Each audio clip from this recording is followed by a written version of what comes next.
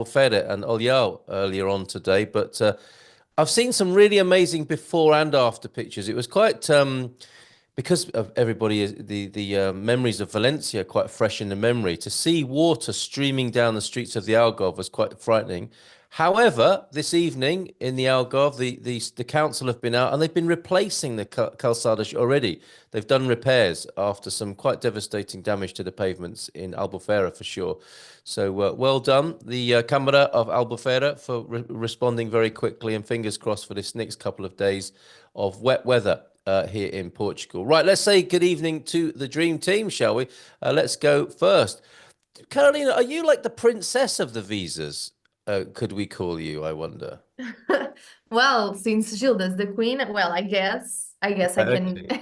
Lady in I like. waiting. I don't know. Maybe the metaphor is not so great, but you're here tonight representing the front line of visas and coming into Portugal from from Assessoria Migratoria. How are you? How is it looking in the office today and this week? Well, it has been busy ever since the American election.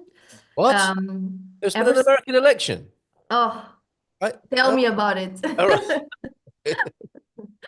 Yes, all the Americans suddenly remembered the ones that were a little bit sleepy on the matter. Yep. Now got the urge to get started, and we are here for them. We have managed to accommodate all the requests. So Very good. Well I'm done. I'm a little packed on meetings, but I can fit everything. So I since we have a team, it's always easier to manage things because we can just delegate here and there, and so everything has been going smoothly. IMA has some prospects of start working a little bit better. Yeah. They've released the news that they are going to allocate more funds to immigration working personnel. So let's hope on that. And yeah, from the rest, everything has been calm. I'm hopeful for a better future, a better IMA, a better immigration. So That's yeah, lovely to hear. That's really good. And Gilda, I think, resonates as well on that matter, doesn't she? That she does has been yes. talking to us about a definite sense of improvement with IMA. Slow but steady. You know, certainly the problems aren't behind us yet, but the movement is positive and in the right direction. So that's great news to hear from you as well, Carolina, this evening. So thank you for being here.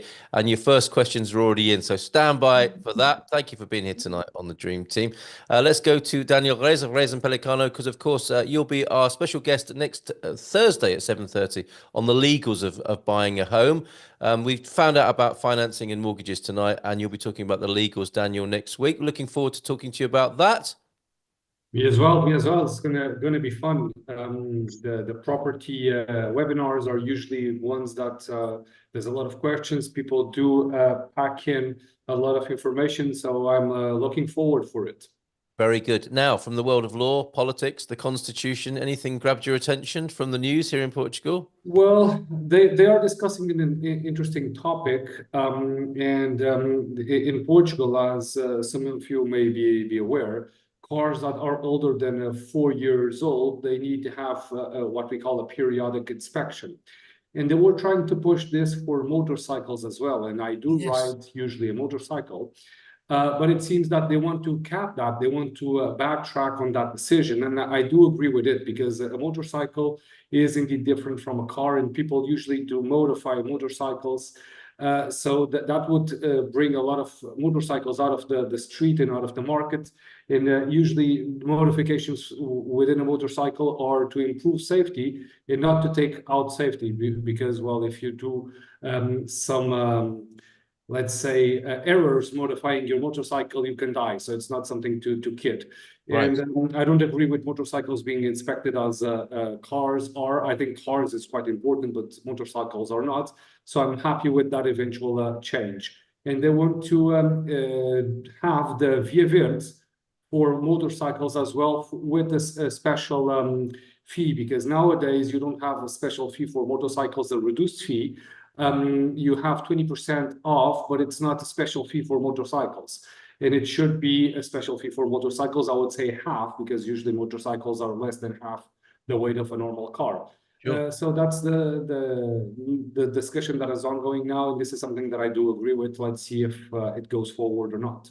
Very interesting. And I didn't know that about you, that you were a biker as well. Biking, Yes. there are lots of biking groups, aren't there? It's a very important thing socially here in Portugal. It is, it is. I usually go on Sundays to Cabo de Roca on Sintra, because it's the most western point of Portugal, or at least the continental Europe, Yes. Portugal. Yeah. And if there are any expats who want to have fun on a Sunday morning, go to Cabo de Roca, because it's a lot of motorcycles, a lot of different motorcycles. And for people that are enthusiastic about motorcycles, it's something fun to do at a Sunday morning. Very, very good. Yes, that's really good to know. And I think in some countries, bikers have a somewhat negative reputation sometimes. Yes. In Portugal, I think it's very positive. It's very family oriented, isn't it? It can be community based, charity fundraising. It's a very positive Yeah. contribution to society. So it's a good thing. If you're a biker from another part of the world, you might want to get involved in your local biking club. Thanks, Daniel. Any questions on the law for Daniel? Put them in the chat for us tonight here and over at YouTube. And of course, join us next Thursday at 7:30 for that, the legals of buying a home in Portugal. Whilst we're on motoring, let's talk to João Amaral now, who's here this evening joining us on the Dream Team panel. Good evening to you. Boa noite, João. Boa noite. Good to see you. And you're from a company that helps people buy cars here in Portugal, which is after the home. It's such a relief, I think, to get some help and confidence from somebody like you when it comes to sourcing a vehicle. So how does it work? How do you help people? We are a company that sells used cars, okay? But for the expats, we also do some consultation, okay? For the people who need to find the right car, to look to some insurance and things like that. We can help in every aspect of buying a car, documentation. People that buy car from us, we deliver the car in their location. We can we treat of all the documentation, okay? It's all on us. And even people that contact us and don't buy from us, we do a consultation for free, and then it's up to the person if they want to buy from us or not, okay? Excellent. But we always do the work, the best work that we can, even if they buy from us or not. Very good. I mean, it is. Carolina was suggesting we speak more Portuguese, and it can be a big help with the pesadelo of buying a car here in Portugal, right? The nightmare of buying. It is difficult. It can go quite wrong, can't it? So it's great to have a bit of help. Yeah. If you deal with the wrong persons, okay, Yeah. it can happen. Mileage that it's not the right mileage on the car, Yeah, right. and things, cars that have been damaged and then recovered, Yes. okay. You can, if you don't buy from a person that you trust and you think that it's the right person, it's the person that you can trust, it can be messy, yeah. Absolutely. And we also do, I forgot, but we also do consultation on new cars, and we sell new cars also, okay? We have many contacts in almost all brands, okay? So we can help buying a new car, having a best price, and also treat with all the documentation, okay? That's really good. And you're a family company. You've been doing this for a long time, helped a lot of people, right, over the years? Yes, there is, the company is 20 years now. So we have a lot of expertise with national cars, importing cars, and all kinds of things. We are experts on cars. And you can be found in the business directory, which is great. As a matter of interest, what would you say? Is there a favorite car of the foreigner coming to Portugal? What are the popular brands? In my thoughts, the people that contact me, always talk about Toyota. Is they? Always. Right, Okay. okay. Yeah. Yeah. It's funny because it's not a brand that we sell too much in Portugal. Okay. Yeah. We are more French and German. Okay. Yes. Renault, Peugeot, BMW, Mercedes, okay, Audi. But people from especially from United States, they always talk about Toyota. Okay. Very interesting. We don't have a lot of Toyotas in our stock. Now we buy two, a Corolla and a CHR. Okay, Yes. Yeah. especially for the expats. Yeah, I've test driven both of those and really like them, especially the Corolla. The Corolla's a great car. I mean, it's been Yeah. a particular model for a long time, hasn't it? It's changed throughout the ages, not unlike the Prius, of course, which is also a great improvement, I think, lately. But that Corolla is a great car to look at. And Yeah, yeah, it's a great hybrid. It's a yeah, great yeah. hybrid. Thanks, João. So any questions about buying a car in Portugal? João's here joining us tonight on the Dream Team session. Let's go to Pedro Franco, who helps us with taxation issues. If you've got any questions around tax, is there anything new in your industry to speak of at the moment? I just saw a news article, Pedro, about the government writing off millions in taxes. Is that true? Sorry, can you repeat? I, I'm I might, Robert. My it might speaker is a little bit low. It might be a very fresh story, but I was looking at the Portugal news, and they were talking about a news story where the government were going to be writing off millions in taxes. And I didn't get a chance to read it. It was fresh on the page, I think, tonight. Have you heard about this? No, I didn't. I'll send it to you, No. and you'll have a chance to have a look at it this evening. Okay, And please do. maybe I've heard about Any, the left-wing party. They want to create a tax for that they want to call it the Elon Musk tax for the digital platforms, oh, really? and also a Yes. tax for the rich that is for people whose net assets is above 3 million euros. Oh. That is considered a very rich person. You see, we are really modest about that. But these are really these are really What things are the that chances? yeah. Sorry? I'm sorry to interrupt, but what are the chances of that sort of legislation coming into being? It's impossible. It's impossible really...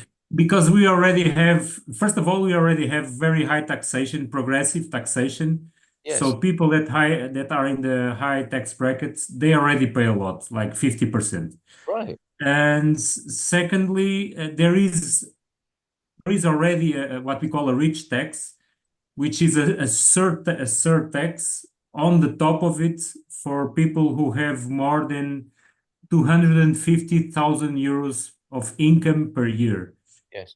So, and on top of that, we have indirect taxation like the VAT, the VAT, the IVA, yeah, which is 23% when we buy something in the street, and real estate acquisition tax, which is around 6%.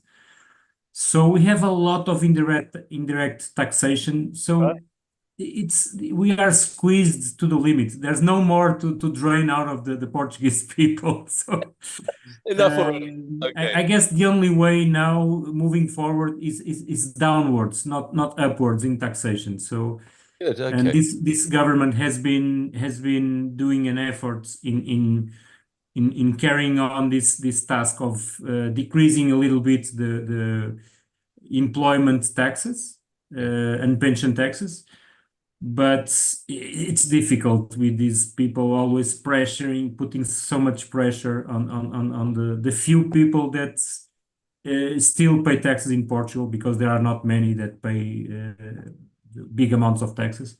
They want to put these people even paying more, so it's crazy. Yeah. Very interesting perspective. Thank you. I can't find this story now. I'm sure I saw it earlier on, and it didn't.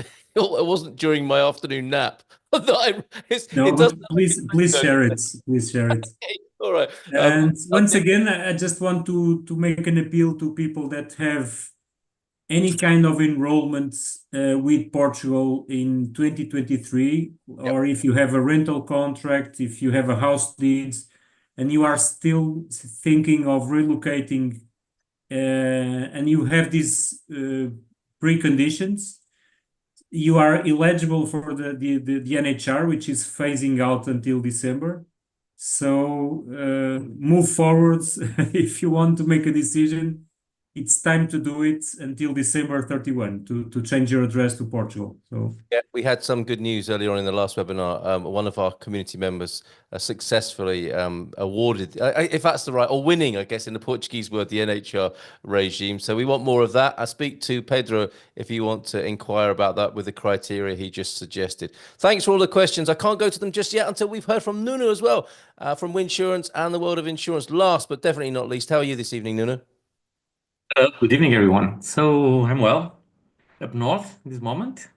Cold, a bit cold, Yes, but cool. everything is going well. Good. I'm glad to hear it. And so no news is good news then from the insurance industry.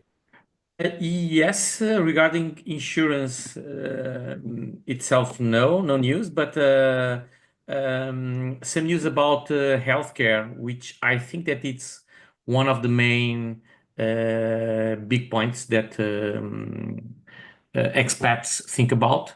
So a news that actually also you shared with me, Carl, Yeah. thank you, that more than 50,000 foreigners were attended in the national healthcare this year. This is rising, and this is also putting more pressure on a system that is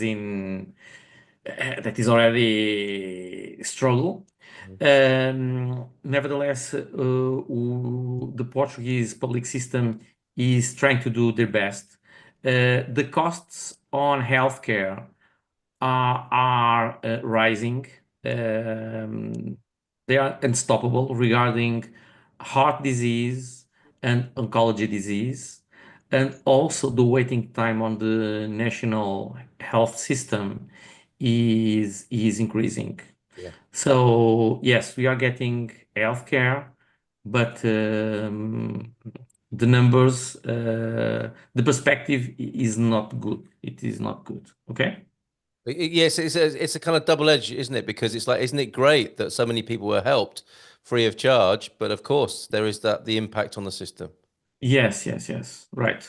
So these are the main points regarding healthcare this Okay. week. Stay warm on the coast there and further up north this evening. Any questions on the insurance, about the insurance and the insurance world, we'll put them to Nuno this evening if you pop them into the chat for me on here on Zoom and over on YouTube. Let's go to that first question for Carolina.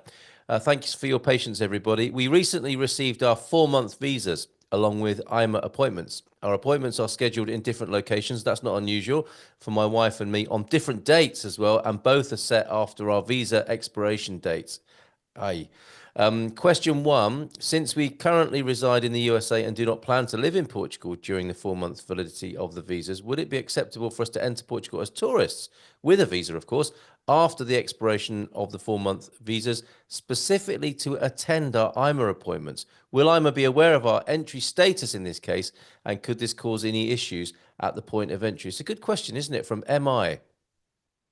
Yes. So for this situation specifically, since they got a visa and they came with IMA appointments, that's also a first thing, a great thing. Yes, So yeah. Let's acknowledge that, yes. even though they are in separate locations, well, at least they have appointments. Yeah. But now I'm reading the rest and I see that they are not content with the appointments itself. But before answering those questions specifically, probably, I don't know if they are aware, but it's not all visas come with appointments. They should, but they don't. So having them, it's already something very good to take advantage of. So yeah, now answering specifically the question, IMA has computers, so they know when you enter Portugal, you will have stamps on your visa whenever you enter the Schengen area. So they will know when you came. You should enter within the 4-month validity of your visa. It has a beginning and finish date, so the entry should be within that window. Nevertheless, well, I mean, that is why you have a visa. It's your entry door in Portugal. So yeah, when you go to the IMA appointment, you will need to show proof that you entered Portugal legally. Mhm. So if you entered outside of the window, that could be problematic. I don't know 100% for sure if it's a reason enough to not be granted the permit itself, because I'm more versed on the visa itself rather than the residence permit. So I cannot say 100% certainty. But it wouldn't look good, because why were you granted a 4 month and then you are entering as a tourist outside of the 4 month? You are already like mixing up a lot of categories. Yes. And for the second question number 2 that they are asking, are your lawyers able to assist with rescheduling IMA appointments potentially through a lawsuit if needed? Well, we are as well working with lawsuits, but for people that have visas that didn't come with appointments, they have a legitimate reasoning for requesting it. Mhm. Now, in this case, you are requesting a 4 month residency visa. I repeat, residency, to live, reside in Portugal, Yes. and you want to cancel the appointment because you don't want to live in Portugal yet within the 4 months. It's not easy to make it plausible. Yes. So I don't think it would have much grounds to stand on. Of course, we can always be very creative and give wings to our imagination. I don't know if I'm literally translating an expression or if it That's very exists in nice turn of English. phrase. Yeah, no, very beautiful. Yeah, poetic. But I don't think it would be like, It kind of it's sends the wrong possible. signal, doesn't it? It's sending the wrong signal. It's Yeah, I guess from the country's point of view, it's like, do you want to live here or not, right? Or is that? yeah. Yeah, okay. Yeah, so Maybe probably very it's good reason. possible. It's possible to do a lawsuit for that, Yeah. but probably not fruitful because it has not much grounds to stand on. My suggestion is to change the whole, for this person to change their whole life, to enter within the 4 months and to attend the appointment. We have lawyers in-house that can do this service, the preparation for the appointment itself, and then going with the person to the to their IMA appointment and everything connected to that as well. So we can help attending this one. If the person really cannot attend, we can try and help and cancel it and reschedule it, but be prepared to take months on end. Yeah, so if possible, and of course, there may be circumstances that make that difficult. Your life circumstances may have changed, MI, but I think the advice there is at all costs, do what you can to honor the appointments and be there to expedite the process. Yeah. Yeah, I remember with my own post-Brexit situation. I remember going into Caldas de Rainha into the camera and saying, I've got these appointments that have been given to me in Porto. Is there any chance I could change them?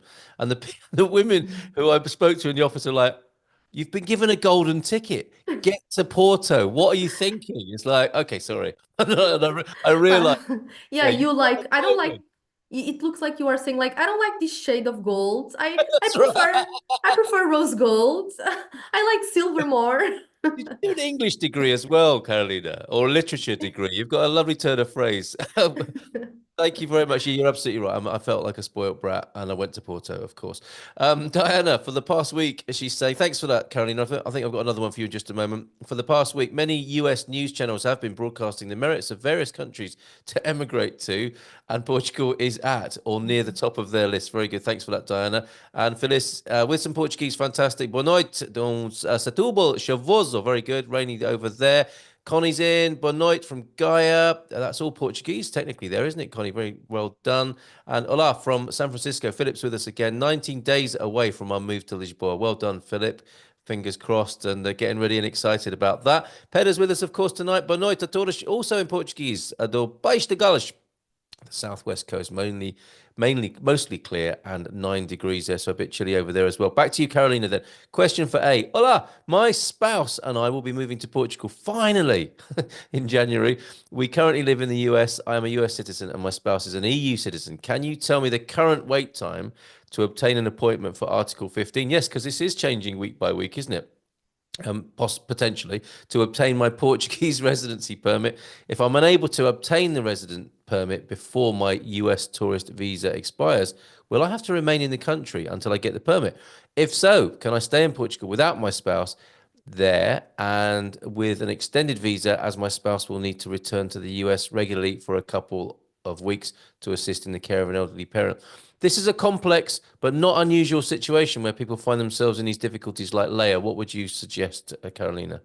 Yes, exactly. Unfortunately, Leia and a lot of people are in this situation. So there's not a specific timing that I can give, because in the beginning of the year the answer was one. Now it's a little unknown. We are dependent on the government to release slots for this category of appointments. They are booked over the phone with the IMA services, and supposedly they open more often comparing to other categories due to the let's say privilege status of being a spouse of a European Union citizen. So this is theoretically. In reality, it's taking a lot of time as well. So I would say between 6 months to a year on like not being optimistic, but I hope I'm not right on this.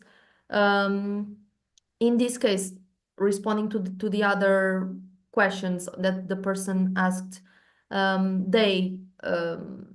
after the 3 month period of their tourism visa, they are okay to stay. Well, they should stay in Portugal because they are in a gray area.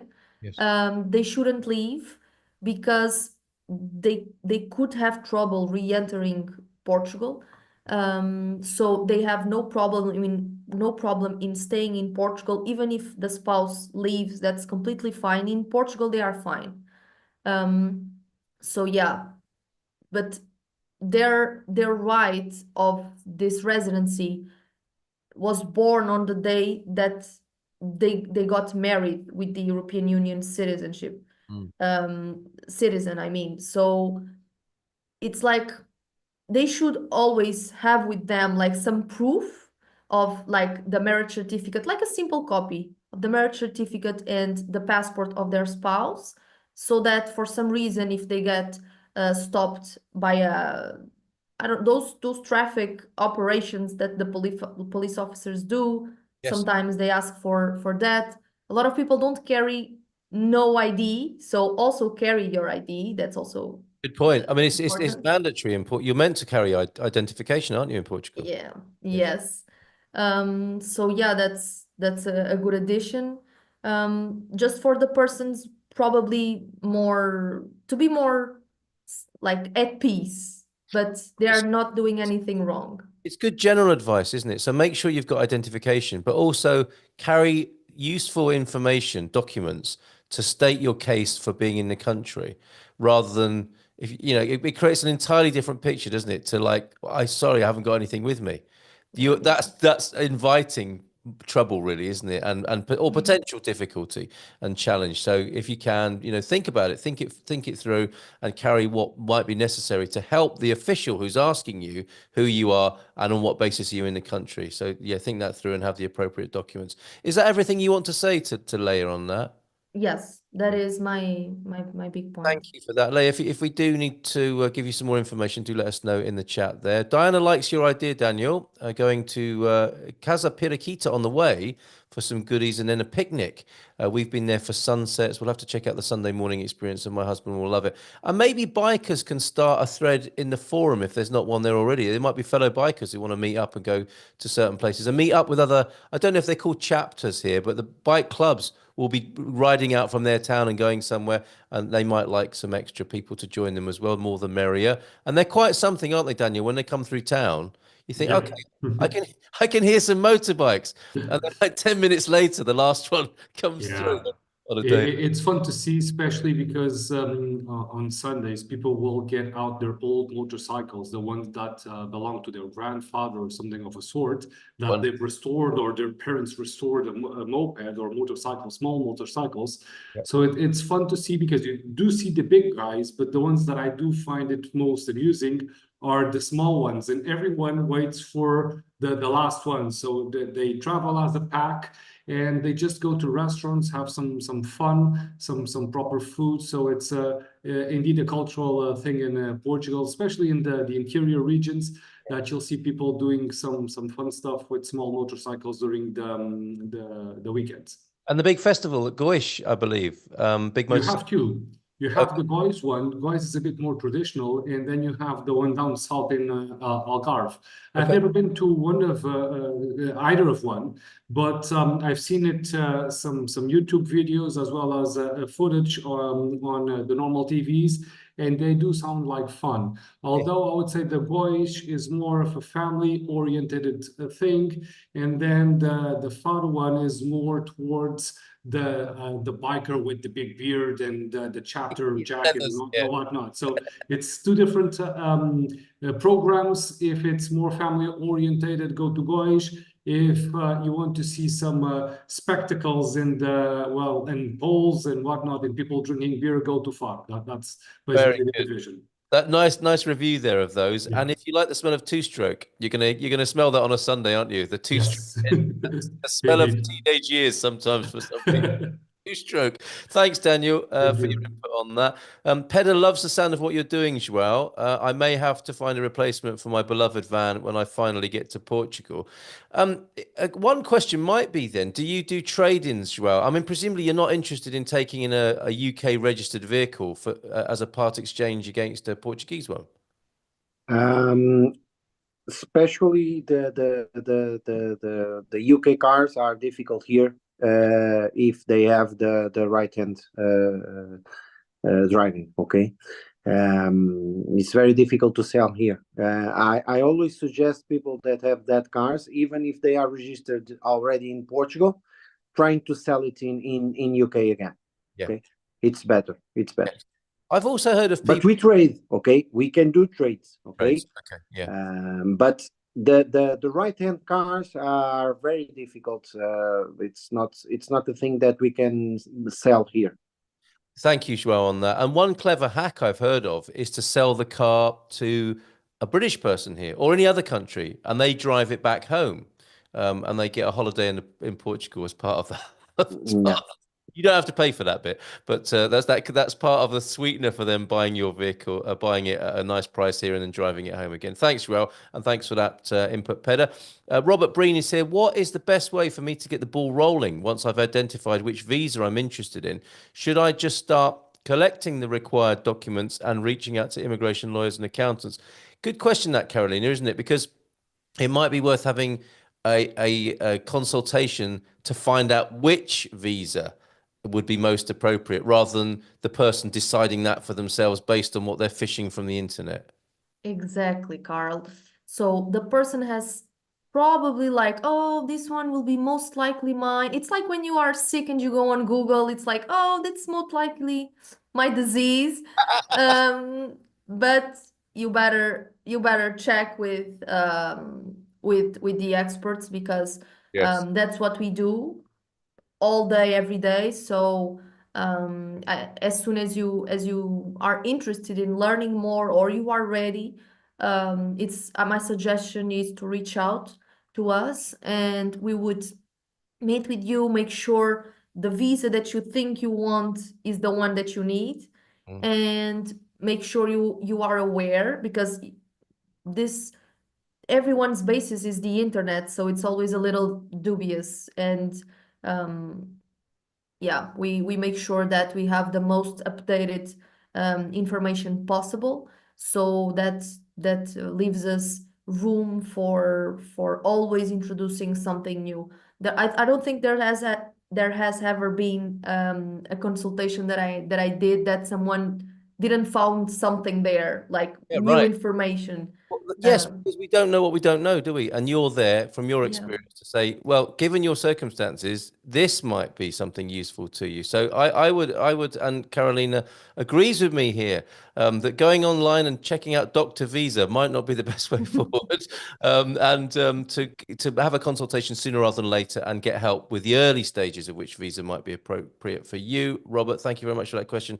Thanks for your answer, Carolina. And lots of great questions piling into Zoom here, and we'll do our best to get over to YouTube as well.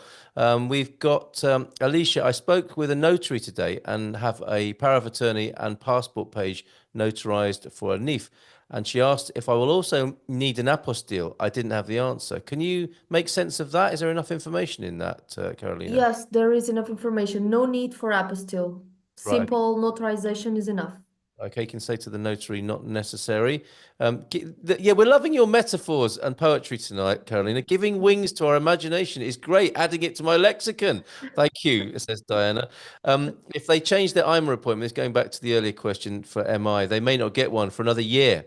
That appointment is like gold. Yeah, it's like saying, says Debbie. And we'll come to you, Debbie, in a moment. Debbie of the Dream Team, honorary member, to see your weekly insight. If you've got something for us this week, that would be great. It's like saying, I have a winning lotto ticket, but it's only for $1 million. So I'd like to trade it in for a new ticket on the chance that I'd get 2 million. Yes. Thank you very much. A golden visa. We have a member who has applied for a golden visa. Investing in a hotel project that is still under construction. Member intends to travel in Portugal for at least 12 months when he moves here. He wants to explore different areas before deciding where to buy. The question is, can he buy health insurance and a car, amongst other things, in Portugal without having a permanent address? That sounds like one for you, Nuno. Hi.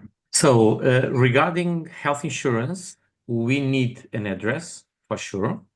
And to everyone that is in the process of getting the visa, on the large majority of the situations, the people buy the health insurance before before moving to Portugal. Okay, so yes, it's possible. Nevertheless, you need to be on the process to move into Portugal. Okay. Other situation is that some people stays in Portugal for 6 months and 3, 4, or 6 months on other country, also depending on the visa. And also for these ones, it's possible to have a health insurance policy in Portugal. We need the NIF. The NIF is, there are no way of buying a health insurance policy from a local Portuguese insurer without the NIF. Yep. We also have international plans, so that covers you worldwide. That for these plans you don't need a NIF, okay? And you also could need could choose the currency of the health insurance, like pounds, dollars, or euros, but only to the international plans, okay? Not to the local insurers. Thanks very much, Nuno, for that. I'm sure that helps there with that particular question. Just Go to ahead, add to this, Yeah. It's no problem at all buying a car in Portugal. You just need to have the NIF and the money to buy. So golden visa applicant is not affected at all by that. And for insurance purposes, sometimes for golden visa clients, we provide our address because the clients will have the majority of clients, golden visa clients, are not in Portugal, so they need a mailing address, and that mailing address is usually our law firm. So all correspondence coming from banks, insurances, and other types of companies is forwarded usually to the lawyer's office that is standing to the case. So I don't see any problem with having the insurance ongoing, as well as buying the car. The only thing that just pops to my mind in seeing this is that if the person stays here for 12 months, he should become a tax resident. So once it's 6 days plus one, I'm sorry, 6 months plus 1 day of staying in Portugal, within a tax year, that person should communicate to the Portuguese tax authorities that is staying in Portugal, and thus it becomes a tax resident. So this is what pops to my mind in reading this this situation. All right. That's really helpful. Thank you, both of you, Nunu and Daniel, on that. I'll stay with you, Daniel, because these are for you, or I think. Sorry, go Sorry, on. Carl.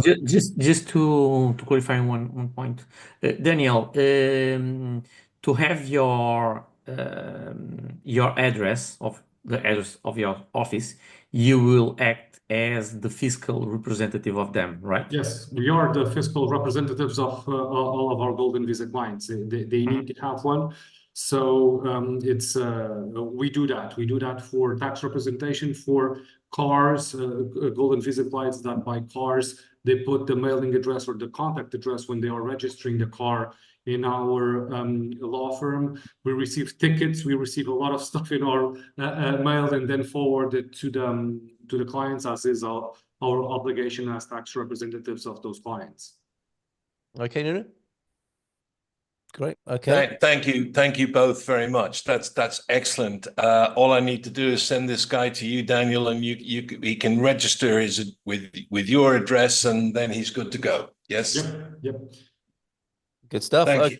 Jerry, while we've got you on the screen, is the Expats Portugal branded thermal underwear available yet? Did we get that together for this winter? No, we had a problem, Carl, with the emblem as to the size of the emblem and where to put it. Of course. Okay, so 2025 then on the drawing board. So we had to send it back, right? Of course, yeah. You couldn't possibly have a mishap of that kind in PR. Absolutely not. Absolutely. And putting pictures of the dream team on the backside, that was a mistake, Carl. That idea has failed, right? Wasn't my idea, I promise you, dream team. Right. Seriously, for a moment, if I have a grandparent born in Portugal, does it make it easier to get a visa? Would it be harder for my mother who does not have that relationship? So there's a kind of in-law thing going on there. What do you make of that from Lisa, Daniel? I'm sorry, can you repeat that question? I was addressing something in the comments. If I have a grandparent born in Portugal, does it make it easier for me to get a visa? And then no, it doesn't, but it's easier to obtain the Portuguese nationality. So that's probably the route that I would advise for a situation like that, for someone that has a grandparent that is a Portuguese national. Yes. Consider the Portuguese citizenship, because it's easier if you do have that grandparent connection. Right. But it doesn't do any difference for the visa department. So that may make the rest of the question irrelevant and academic, but would it be harder for my mother who does not have that relationship? So that's like one of those lateral thinking puzzles, isn't it? The mother is related to the grandmother, but the child isn't. Does that make any sense? And can you comment on that? In terms of visa, it's totally indifferent. In terms of even if you have a Portuguese father, and you are requesting a visa, it doesn't matter. It's a visa. You're not a national. You are requesting a visa. If it's for Portuguese citizenship, having a father or a grandfather that is a Portuguese national, that does make a world of a difference to obtain the Portuguese citizenship. But for that specific case, I don't think it will do anything for the mother, actually. So that's a differentiator there, Lisa. Is it citizenship or is it a visa you're looking for? Leah, follow up for A, and probably you, Daniel, as well. Is it possible to use the lawsuit method to speed up getting the Article 15 appointment if needed? Who wants to take that, Daniel or Carolina? Well, it is, but I'll let Carolina elaborate on that. Thank you. Yes, just like Daniel said, theoretically, yes, but we are doing it as well. But also depends on how long is the person waiting. Does the cause have legs to stand on? But let's imagine that yes, it's already a little bit of time. It's possible, but I can't guarantee an answer in like a timely manner, because fair enough. Yeah. So yeah, but it's possible. It's at least you're doing something a little more. So yeah. Okay, thanks, Carolina. Thank you, Daniel. Dream Team Debbie, are you available to talk of your milestones and celebrations as of today? Oh, yes, I am, and I am a very happy lady today. Tell us why. 5 things happening in the. So, can you see what this is? It came in Oh, the. yes, definitely. Nicely waved about, so we can't take the details of it. Very good. Well, I don't want you to see the. We get the Okay, I- Carl, I it's got the just- photograph. If you can just get the PIN number, we've cracked it. We're going out drinking after the show. I'm drinking right now. So, 2 months and about 9 days from my IMA appointment to get my first temporary residency. In fact, I was so when I got it, Pop it down I now so literally, people can't see it. I I don't want you literally, getting a breach. I literally cried for 15 minutes. I was Oh, so bless excited. you. Bless you. So the next one, I can thank Pedro Franco from EI for that. An hour later, I get an email that I've got my NHR. Thank you, Take a bow, Pedro. Pedro. Take a bow, Pedro. So I've got that. And then, oh, I've forgotten some things. Well, next, Oh, my that's roommate, quite enough for one day. my roommate, who I've known her for years, she is literally getting on the plane in an hour from Denver, and Wow. she's moving here the same way I did with 2 suitcases and a pet. So Wow. we're going to have 4 suitcases and 2 pets. So I'm really excited that she's coming. That's And more thermal mass as well, isn't it? To have in the apartment as well to keep the temperature up a little bit.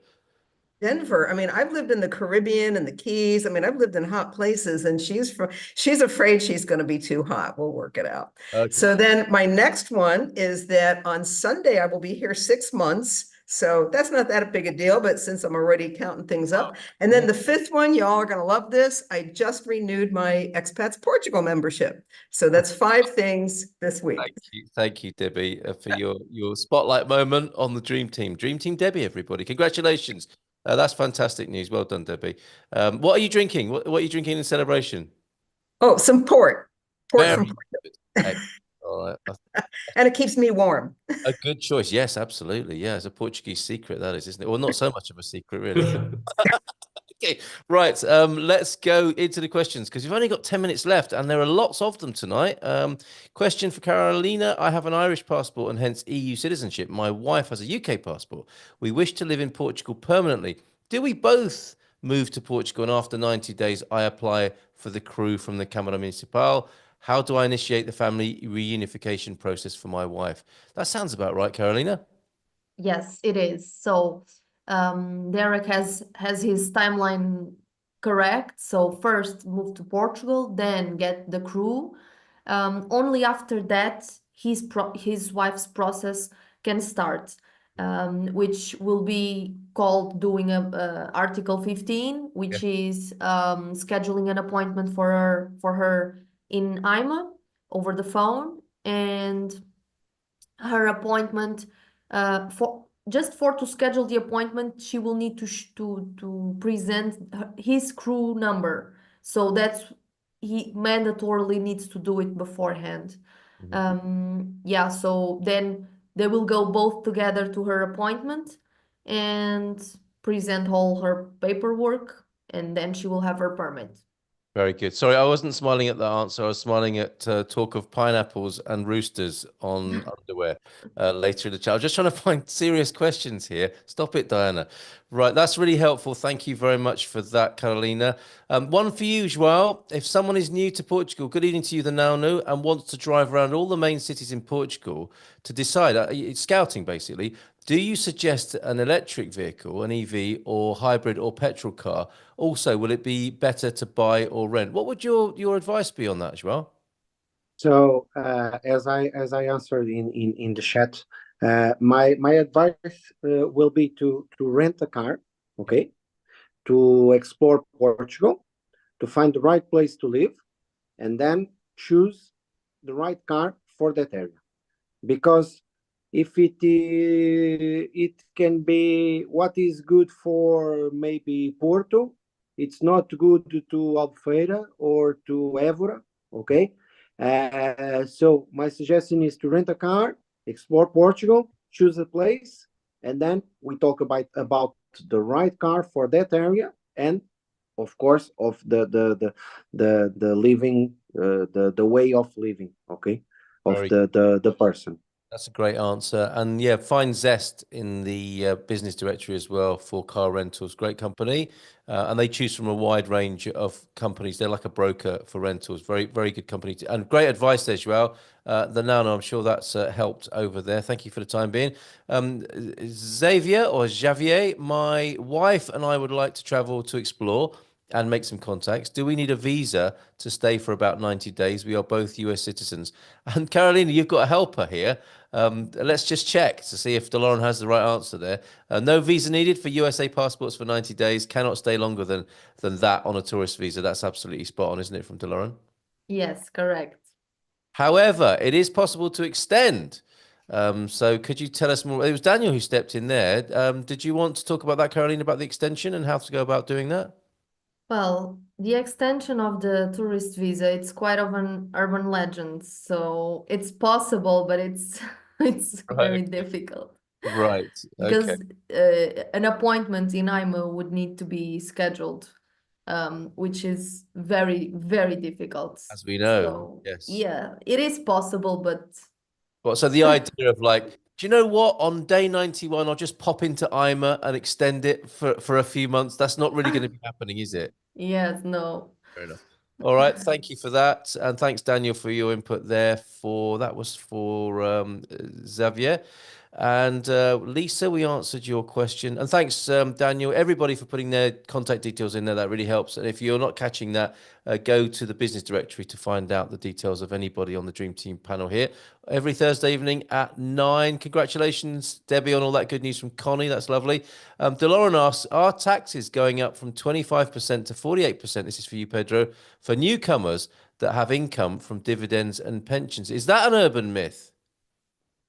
Well, first of all, just to clarify, it might be, I may be lost in translation, but it's not because of you are newcomers. So tax does not discriminate newcomers from the actual residents.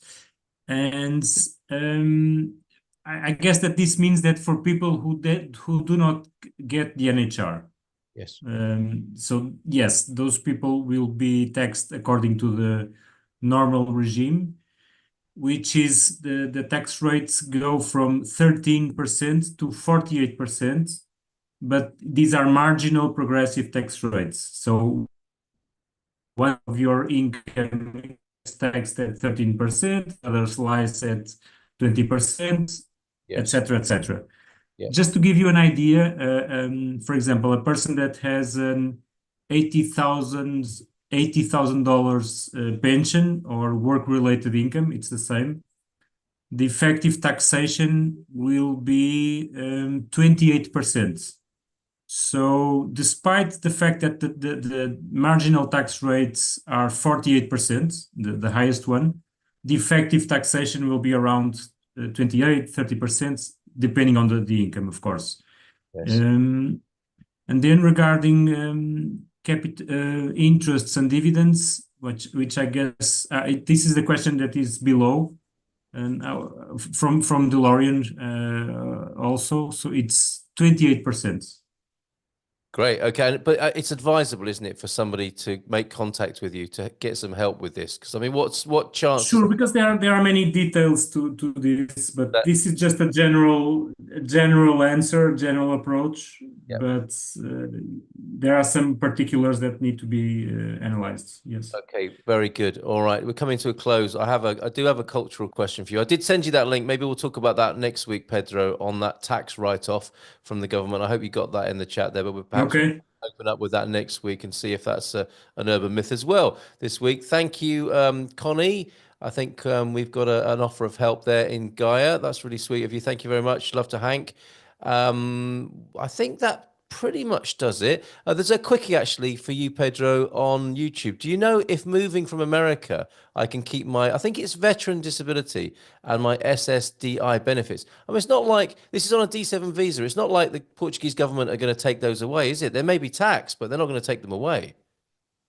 What, the disability? Yeah, veteran disability. And I don't know what SSDI benefits are. I think they might be a social security disability, perhaps. Benefits. Well, it fits from the army. It will not be taxable in Portugal. There you go. All right. Simple answer for you then, Darren. Good luck with that. Get in touch with EIA for your help with your D7 visa there. Fantastic, Carolina, for your answer. Derek says, hopefully we'll be in Portugal by December of the first quarter of 2025. Forgive me if I haven't got to your question this evening. We're here again next Thursday evening at 9. That'll be after Daniel Rez's session on the legals around purchasing a house here in Portugal. Why have I got a bottle in my hand? This is what I want to ask. This is a health and safety question, really, from me personally. I was in the supermarket earlier on this evening. It is, of course, the time of, it's Magusto, isn't it? It's San Martino at the moment, and that's why we've had some good weather up until today. And this has conkers or chestnuts on the label. It's very Magusto-esque, this. There was Jerepiga next to it, which had a weird licorice flavoring in it. I don't think I want a Jerepiga with licorice in. I don't know what that's all about. But this is called San Martino, Edición Limitada, a young wine, a Vinho Jovem, and it's called Paciencia, patience. Why do I need patience? Should I drink it? The reason I'm asking it was because it was €1.79. Should I be drinking this? Daniel looks like he knows the answer to that. Daniel, should I? Well, I think you should. Usually, even cheap wine in Portugal has good quality, so I wouldn't mind drinking that. Okay. And it's a good quality that, newcomers to Portugal should develop patience. Because things take time, they take their course, but at the end you will enjoy it more. So it's indeed a recommendation, patience. Good answer. I will drink that. If only we could drink that together. Maybe I'll lay one down for when that day comes, Daniel. Thank you. Pedro. Carl, please don't go anywhere near any naked flames when you drink that. Right, a beautiful candlelit dinner with Mrs. M. And finishing disastrously with a blast of this one. Well, at least we have free healthcare, so we do, don't we? So 50,000 plus one. Hopefully it shouldn't come to that. Pedro, would you drink this? What's that, Carl? Would you drink this? Red wine? 179 from Intermarché, and it's a kind of Magusto sort of theme going on there with the castañas on the label there. Would you recommend I drink this? Is it safe to do so? Well, it won't kill you, but Right. it can shorten your life a little bit. Okay, that's the best review ever. It won't kill you. Thank you, Pedro. Carolina. Well, I think now that you have free healthcare, you gotta take advantage of that, I guess. I'm really not convinced so far. Thank you, Carolina, for being in touch. Wow, no drinking and driving, obviously. But if I get home safely from the supermarket, would you sit with me and drink this as a respecting Portuguese? I do. Simple as that. That's what I think it's what we call we have a name for that I'm forgetting, but we have a name for that kind of wine. Jerepiga? New wine. Okay. Jerepiga? Aguapé? No, Aguapé. That's it. Yes, Aguapé. Okay. All right, So you would like it. It's like drinking a juice. Very some good. of that. Okay. It's Rotten wine. children's wine. Okay, thank you. Carl, Yes. Carl, stop talking, open it and drink it now on screen. Not a screw top. The last question is, should I get more? Shall I raise my health insurance premiums before I do that? No. No one is seeing this webinar. No, don't worry. Jerry will delete.